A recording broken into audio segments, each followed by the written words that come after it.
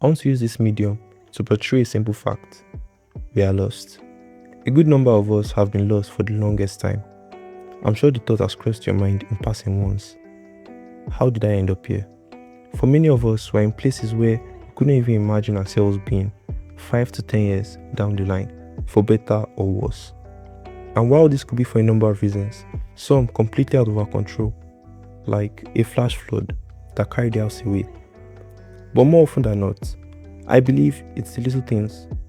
A negative word spoken to you while growing up by an adult you regarded. The times you gave up way too early. The daily routine you follow. All these minor things that you don't even consider have slowly diverted us from our chosen paths in life.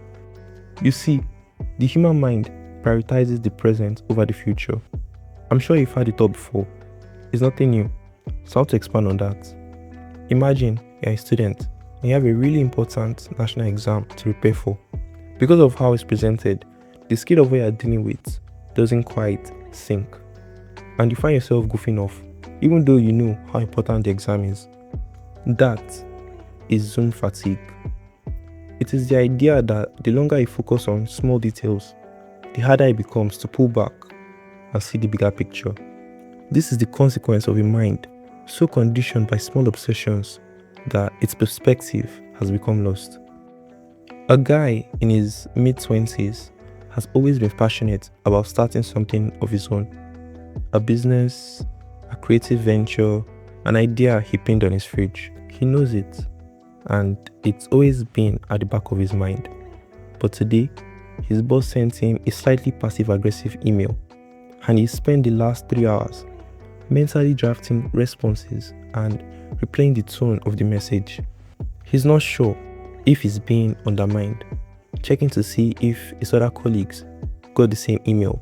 Tomorrow, he obsessed about something else. Next week, something else again. The dream isn't going anywhere. It just keeps getting pushed back by whatever is loudest that day. That is false urgency.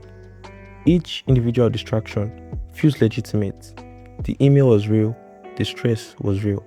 He never identifies the pattern, and it feels to him like life keeps getting in the way. 10 years later, he's still at the same job. And even then, the time still isn't right yet. It wasn't one dramatic moment that derailed him. It was 10 years of emails that felt important. A lady in her early 30s has it in mind that she needs time to think. I really know where she's headed in life, but right now she's stressed and has to finish her project before the end of the week. But next week is another project and another. Things slow down and then pick back up again. The stress becomes a different kind of stress, and she never gets to have that conversation with herself because there's always a reason why now isn't the right time. She's not avoiding it on purpose. She knows she'll get to it. She's just waiting for life to create the perfect conditions. But those conditions never come because life doesn't pause and an epiphany won't arrive on its own. Years pass and she can no longer recall the version of herself she always thought she would be. That is passive perspective.